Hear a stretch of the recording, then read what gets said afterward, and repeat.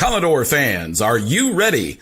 It's time for another episode of the Vandy 24/7 podcast on the 440 Sports Network. Keep it locked right here for the best Vanderbilt coverage. Whether it's Clark Lee on the gridiron, Mark Byington and Shea Ralph on the hardwood, or Tim Corbin on the diamond, the Vandy 24/7 crew has you covered. If you haven't subscribed yet, please do. Also, like this video and subscribe to the YouTube channel. That's free and easy to do. Follow the crew on Twitter, Apple Podcast, and Spotify for podcast episodes. Lastly, if you're interested in sponsoring the show, email Chris Lee at chrislee70@gmail.com. And now, pull up a chair. It's time for another episode of the Vandy 24/7 podcast. Welcome back into the Vandy 24/7 podcast alongside Joey Dwyer. I'm Billy Derrick on a Sunday night in Nashville. It's Christmas Day for college basketball fans everywhere, and it's probably the best day of the year, really best day in a long time for Vanderbilt fans. Obviously, you had a great football season, but Vanderbilt making their first NCAA tournament appearance since 2017. We're going to break it all down. We're going to break down the matchup with St. Mary's, break down the overall draw. Before we do, though, I want to tell you about the Wash House. They present our basketball coverage. Are you dreading laundry day? Is it stealing time to do the things that you truly enjoy? Well, let the professionals at the Wash House take care of that for you. They've got 2 locations in Nashville. Just drop off your dirty laundry, and their professional attendants can give you back the one thing you can never have enough of, your time. Within 24 hours, you can pick up your nicely folded, fresh and clean laundry, ready to be put away. Log on to washhouseclean.com or stop in today and get your time back. Joey, the Commodores are dancing. And I think there was a little bit of a surprise, a pleasant surprise, when we saw, first off, North Carolina into the field early. You thought initially maybe that was a bad thing for Vanderbilt, but as the field was being presented more and more, you felt like Vanderbilt was gonna get a solid seed, a better seed than we might have thought, and they did. They got a 10 seed matched up with 7-seeded St. Mary's. They will play on Friday at 2:15 p.m. Central Time, so 2:15 local in Nashville to be on True TV. St. Mary's is an early 5.5-point favorite. I've seen it drop down to 4.5 as well. But either way, the Gales, very good team, 28-5 overall this season, 17-1 in the West Coast Conference. The Commodores are in the East region. They'll play in Cleveland, Ohio. Again, on Friday, winner will play Alabama or Robert Morris, likely the Crimson Tide there. So, Joey, we've got the bracket set. I know this is absolutely Christmas Day for you, but what a day for Vanderbilt. You spoke with Byington and Jason Edwards down there at the facility, and I know they had some anxious days these last 2-3 days. Some long nights of sleepless nights, but they get in. They get in, Joey, as a 10. So I mean, that was the surprise to me. I thought they would be in 11. I thought there was a slight chance they'd be in Dayton, but you get 14 SEC teams in. You saw Vanderbilt was ahead of Texas, but behind Oklahoma and Georgia, and even sort of with Arkansas. Arkansas got that other 10 seed there in the SEC. Mississippi State got an 8. So Vanderbilt right in front of Texas there. And I guess you could argue in the seed line, Joey, Vanderbilt's number 39. I'm trying to figure out where Arkansas is. I had that pulled up somewhere. So maybe Vanderbilt was ahead of Arkansas. But either way, Joey, your initial reaction to the bracket, Vanderbilt's matchup with St. Mary's, and a tough draw for if you beat St. Mary's. Yeah, I think you started it well by kind of laying out the scope of why this is important, right? Because today for a lot of programs is almost routine, and it's certainly not that for Vanderbilt. I remember last year doing a podcast on Selection Sunday night. Vanderbilt didn't have a head coach at that point. Vanderbilt had just lost its 2 best young players to the transfer portal, Jason Rivera-Torres and Colin Smith. And now you're thinking at that point, you're like, man, I don't know how they even get close to the NCAA tournament with what they had on the roster at that point, with the complete turnaround that they were going to have. Obviously, ended up adding 13 new players, had a completely new coaching staff. Everything we knew about Vanderbilt basketball last Selection Sunday was negative. Now they're in the NCAA tournament. That was a complete distant afterthought at that point. And I think bigger than any draw, bigger than anything you're looking at this point, you're saying, man, it's unbelievable that Yeah. they're dancing after everything that this program has went through. Mark Byington said it today. They beat all the odds. They were picked last in the regular season, or before the season, by the media and the coaches to be. They were picked to be 16th in the SEC. Billy, that's remarkable that they were able to find a way into the NCAA tournament after all that. After losing 3 to end the year, they find a way to get in the NCAA tournament. Really a testament to Mark Byington and the job he and his staff did last offseason. I remember talking to Xavier Joyner. He told me that he was in a hotel for, I think, like a month or two, and they were going to the Vanderbilt cafeteria because they had no food to make. They couldn't cook. They had no time. They were just constantly recruiting. Mark Byington actually told me instead of looking at bracketology and everything, he was recruiting like last night and this morning. So there's a lot to credit Mark Byington and staff with, and we'll continue to do that. It's one of college basketball's best turnarounds this season. I don't think you can necessarily glaze over that. Billy, the last time this program was in the NCAA tournament, 2016, 2017, half these guys weren't even in high school yet. I think Hogard was a freshman in high school. Huffman was a freshman in high school. Chris Magnon was. Half these guys were middle schoolers, Billy. I mean, that's an unbelievable turnaround. There were some elementary schoolers back then, too. I think Tyler Tanner and Carrots Bilal were in elementary school. It's crazy to think about how far this program has come in the span of a year from a program that really seemed identityless. It seemed like it didn't have much of a direction. And now it's going dancing in the NCAA tournament. We'll get to St. Mary's, but Billy, it's worth reflecting on how far this thing has come in a year, just because this is one of those days where you look at it and say, what a sign of progress. And even Mark Byington said, everybody does it for a day like this. He's been addicted to the NCAA tournament since he got there last year, and he and his team are going back. Yeah, and I'm glad you mentioned that. Look at the professionalism from Joey. We'll wait on the St. Mary's draw, but no, we can't talk about this night without giving all the credit in the world to Mark Byington, all the credit in the world to his assistants as well, the players, of course, but guys like Xavier Joyner, like you said, Cremens, Buckland. This is such a good staff that he assembled. Rick Ray, the support staff, Sanderson. And he did all this in such a short amount of time. I don't think if you would have told us 3-4 months ago, before the season, that this team was going to be a 10 seed in the NCAA tournament, I would not have believed you. I would have said that's the ceiling. Like all things go well, they stay healthy, they get some big wins, they don't have any awful losses. Then yeah, okay. But I did not expect this. I don't think many people did, and I think it not a ton of people are talking about that now because of the expectations that were set after wins over Tennessee, wins over Kentucky, all the other big wins they had. The bar was raised immediately after that, those 2 home wins there. And so we forget about that at the work they put in to get Edwards, to get Hogard, Nickel, all the pieces fit well. It wasn't perfect, right? They've lost their last 3 games, but they're in. They're in the NCAA tournament for the first time since 2017. Can't say enough. So I'm glad you mentioned that, Joey. All the credit in the world, but that tells you about how the expectations have been raised all of a sudden. We forget. Like I didn't. All of a sudden, I'm jumping into the draw and talk. Wanting to talk analytics in this matchup, but we cannot forget about this, how special this is, and how meaningful it is for the program. I saw the video on Twitter with just how excited the guys were. I mean, but also somebody on the board said CDS cameras in there. So that I don't know. I know you weren't in there, Joe. You were in the Huber Center. You probably felt good when you see CBS cameras in your facility and in the locker room there. But Byington said it that they were not 1,000% confident. They were anxious. They had anxiety. But I do also think that's kind of the type of guy Byington is. He was not going to come in here, and say, "Oh, we knew it." We knew it. Edwards did before the season. He said, "We knew this was possible. We knew we were a tournament team a lot of this season." But man, it's incredible, Joe. I mean, this is one of the better turnarounds in this college basketball season. Now you get 14 SEC teams in.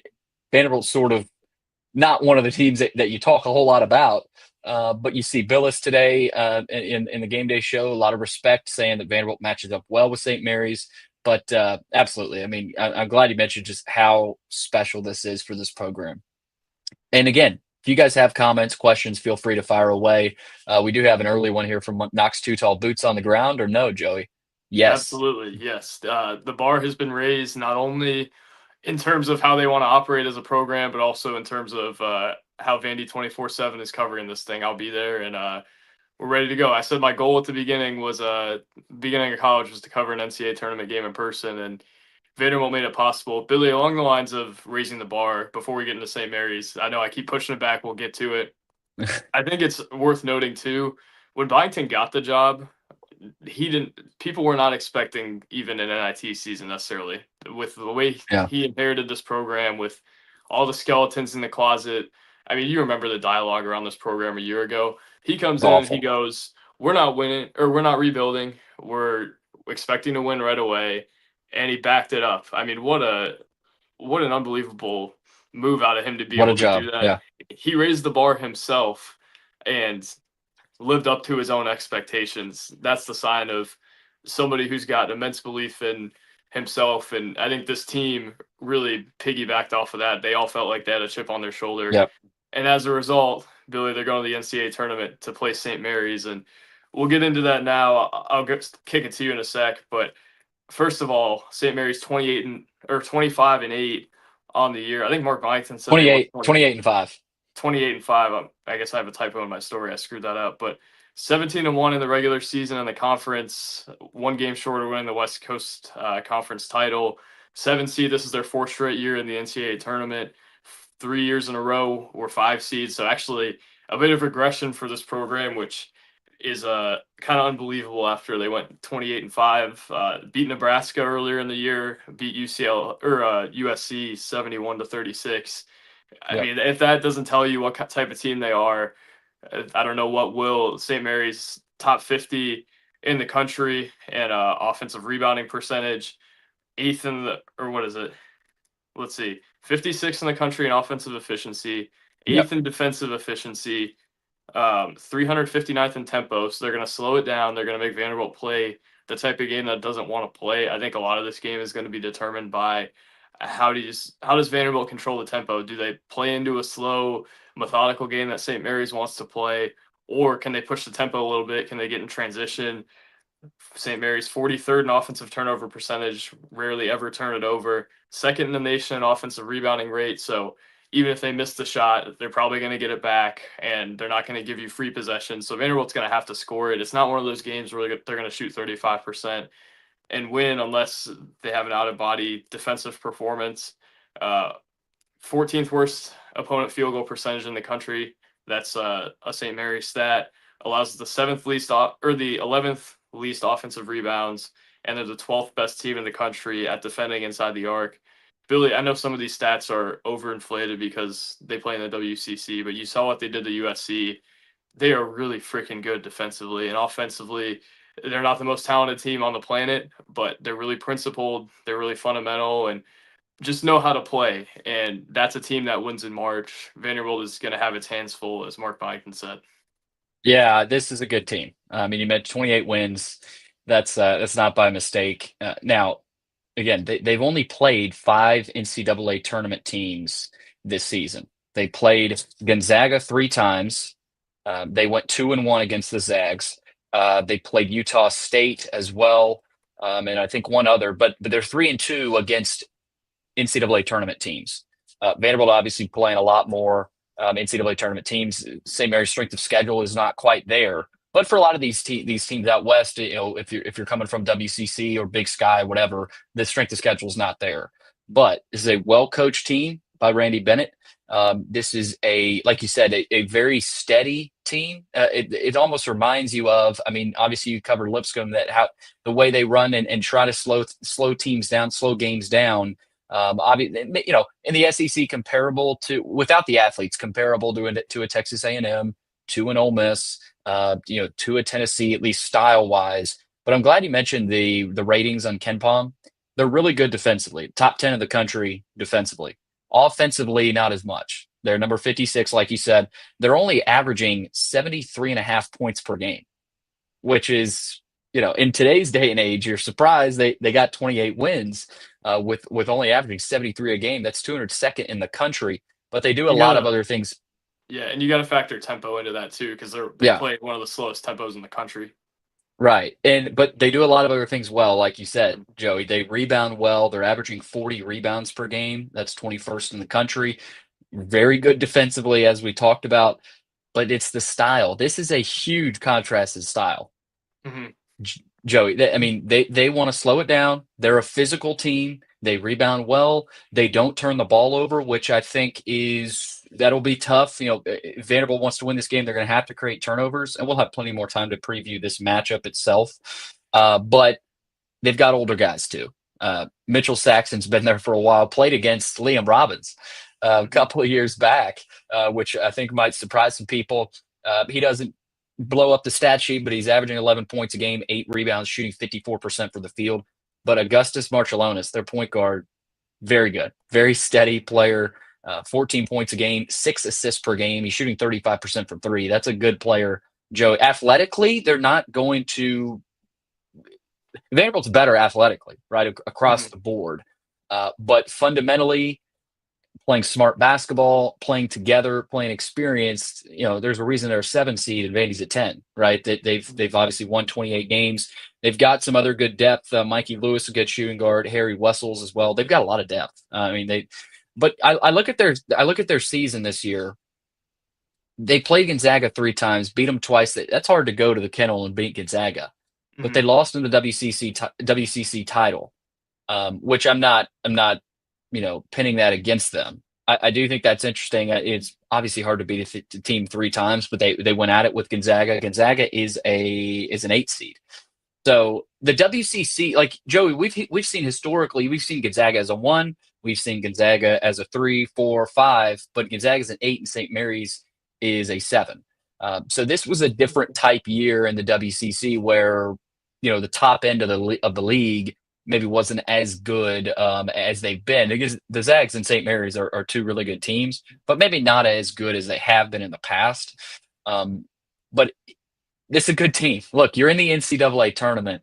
You're playing good teams, and we'll talk about the draw with Alabama next. But I like how you mentioned it. This is just a fundamental basketball team, and Vanderbilt is going to have to take care of the ball, but it's going to be hard to create turnovers against them. That's what stands out too, Joey. It's going to be tough to turn a guy like Marciulionis over if you want to win this game.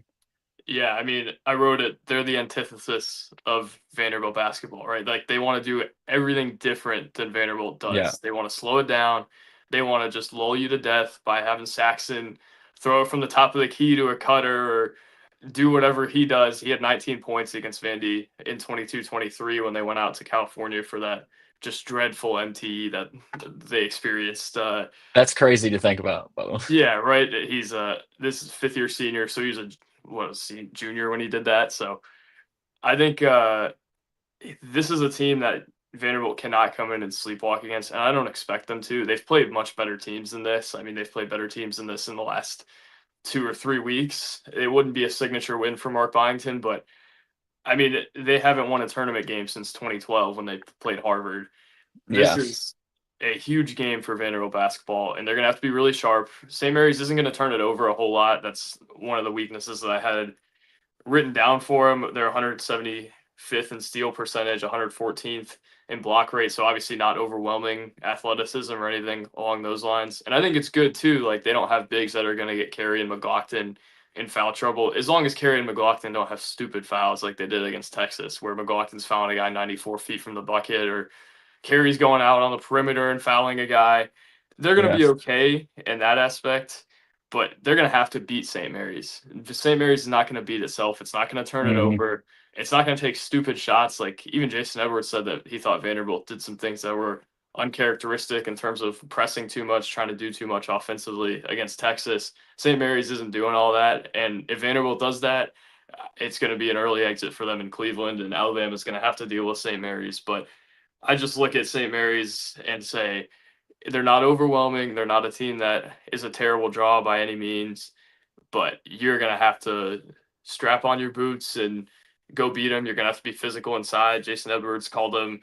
Let me find it. A blue collar team. So they play team basketball, and if anyone wants to show the world who they are, you got to get through a grinder against St. Mary's. It's probably not going to be a 95-point showing. It's probably not going to be a game that you're leaving feeling incredibly encouraged about the style of basketball that Vanderbilt's playing. It's just one of those where you got to win it, and the metrics don't matter anymore. The computer numbers don't matter anymore. Find a way to win it, live to see Alabama, and then you can let it rip and have fun against a team who's going to run up and down and shoot a bunch of threes and everything like that. But you can't get there without going through this. Yeah, there's not much to be said outside of the St. Mary's matchup. Vandy lost in Tuscaloosa 103-87 back on January 21st.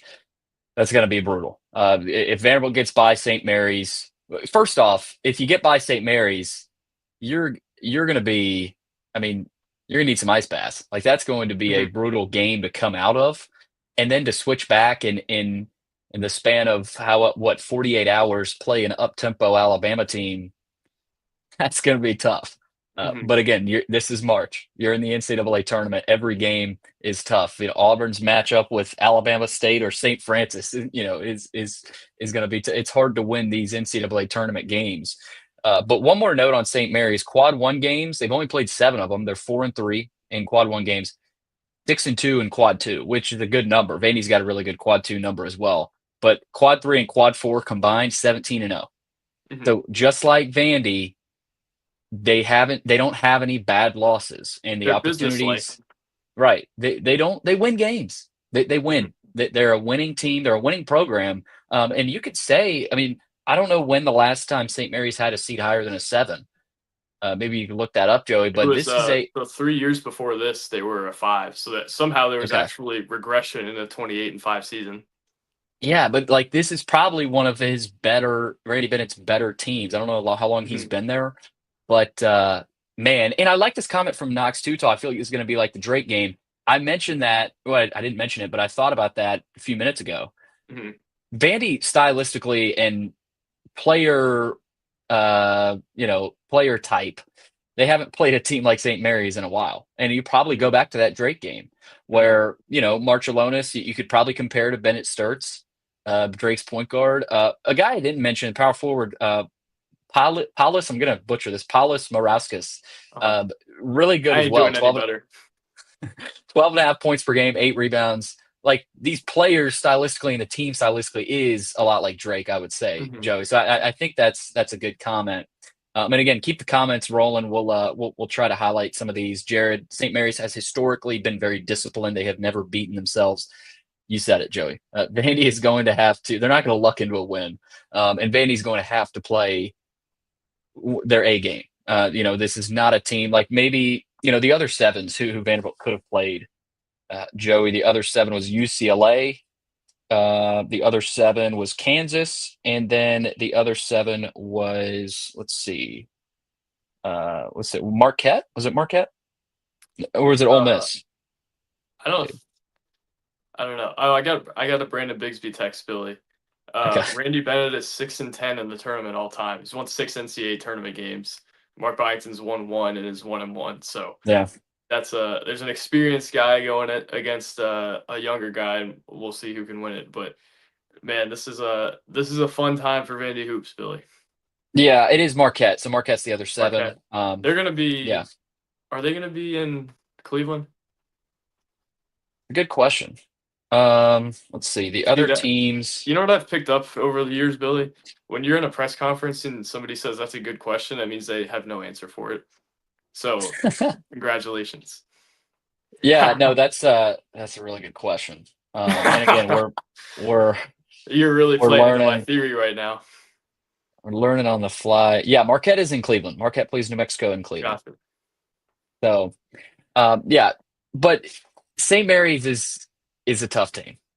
We do have some other questions here. Let's see. How experienced is St. Mary's? Less than us? No. More than they are more experienced than Vanderbilt. I'm sure they got more players that have played in the NCAA tournament. This is an experienced team. I mean, they just are. Ryan, how does this team compare to Drake? We just hit on that.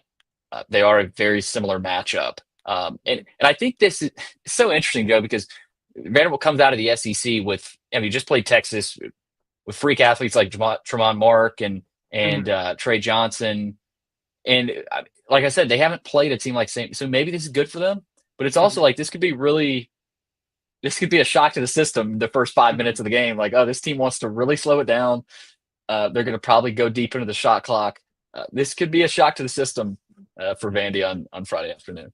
Yeah, I mean, Jalen Carey's going to walk in there and within the first 3 minutes of his time on the floor, he's going to have like 5 bruises on his arm. And I mean, he's going to have to get used to that. He's been playing against Arkansas's bigs like Jonas Adu and Texas's bigs, Arthur Kaluma and Caden Shedrick. But you just feel like it's going to be really physical. And Justin, I don't think there's a huge size difference in this game. I don't think it's quite as bad as it could have been.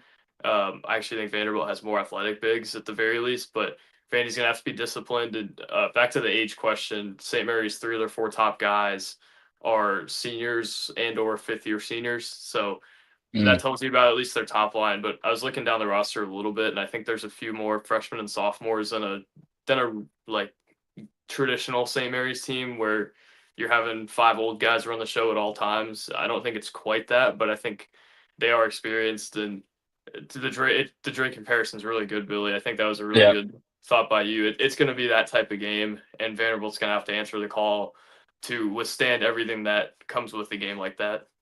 Well, the size difference, it's not a dramatic size difference. Mitchell Saxon is 6'10". He's a senior. He'll be a load inside.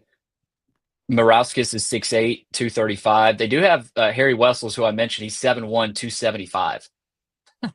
I don't know how much. Yeah, I don't know how much he plays, Joey, for them. It does say under Ken Palm he's a significant contributor. So, but again, I don't know how good he's been for them. We're going to try to stir up on St. Mary's and watch some film. But this is really the story. Vandy's healthy. Zane asks any update on Huffman and Collins injuries. Joe, you were there. Rothstein had the tweet. They will play. Byington said they had a healthy practice today. This is healthy as they've been in a long time. Now, look, they've still got nicks and bruises, right? I'd be interested to see is Huffman 100%. I'd kind of doubt it. Is Collins 100%? Probably doubt it. Edwards still had, the eye that he suffered, a couple of weeks back. So, they're banged up, but that's this time of year. But that's it. To close it out, Joey, that's a huge talking point, and it's big they play Friday. Byington said that. I think they kind of caught a break there. Usually a 10C doesn't catch a break like that. They didn't catch a break with the tip time, and I don't like that tip time either. But playing Friday is big. One more day of rest, and Huffman and Collins will play, or we'll give it a go.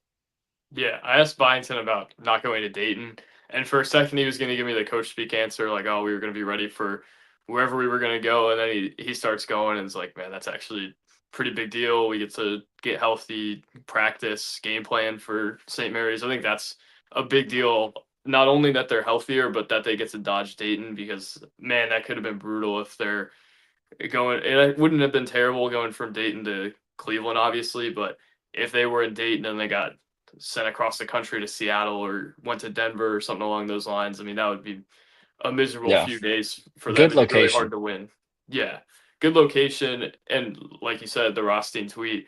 I thought Arya had a really good tweet this morning when she said every single college basketball coach in the country is leaking injury news that is positive for their team ahead of the selection show, which it couldn't have been more true. But Grant Huffman told us in the locker room that he was going to be good to go for the tournament, or at least that was the idea. And obviously Byington confirmed MJ Collins today. So Vanderbilt going to be as close to full strength as they've been all year. Obviously, Jason Edwards has both eyes banged up. He said one of them's been swollen up and the other one's red. So we'll see if he can get that under control. Somehow he needs to figure out how to stop getting poked in the eye. I don't know if he's driving and right towards the guy's hand or what, but they would love, I think, if Jason Edwards could see fully. But other than that, they're good to go. All right, one of our last questions, Trevor Hoolan. Does Joey own a hairbrush? Hey, I think it looks fine. All natural. All natural. No product even in the bathroom. No brush in the bathroom. Just let it ride. Put the hand through it, and we're good to go. See you in Cleveland.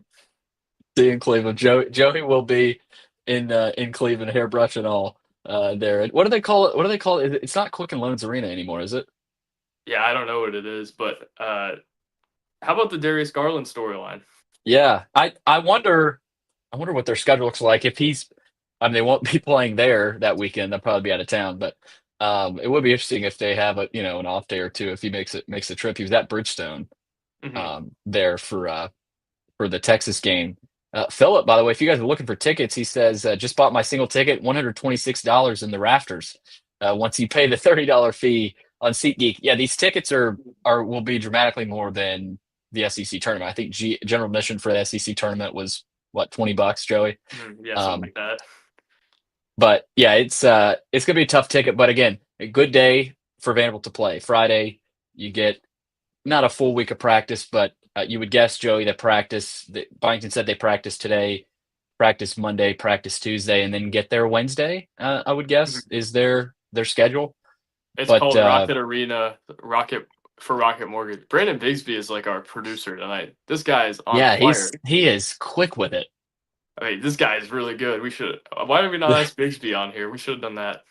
This guy's good. We'll get Bigsby on this week at some point. I'll probably try to talk to Robbie as well. I don't know. We need to learn more about St. Mary's. I don't know a single person that covers St. Mary's. Maybe we'll try to get somebody on from Bigsby, the get West in the Coast. film. Get on Synergy, Bigsby. Well, yeah, we'll do a film breakdown analysis with Bigsby. But Yeah, I don't know if no, Bigsby signed up for that. no, I don't think so. But anyway, Vanderbilt is the 10 seed. A pleasant surprise for Mark Byington and company, playing 7-seeded St. Mary's Friday, 2:15 p.m. Central Time in Cleveland at Rocket Arena. You can watch it on True TV. Joey will be there. So Joey is making the trip up to Cleveland. We'll have all kinds of content that day, but also throughout the rest of this week. Again, Commodores in the East region, if they win, likely get the Alabama Crimson Tide on Sunday. That would be so. Man, it's going to be fun. We got March Madness here. We got our brackets being filled out. Joey, it's the most wonderful time of the year.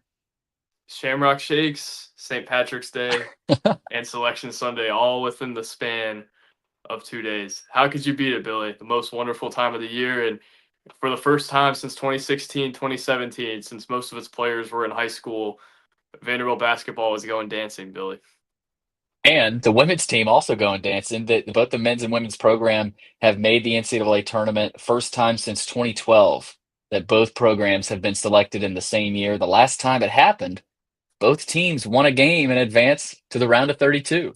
Thanks, Brandon Bigsby, for that tweet. He's all over it today. So they draw 10 seed Oregon, and they're in Duke's region. So obviously that'll be tough there. But either way, Vandy's dancing. Again, they'll play Friday against St. Mary's.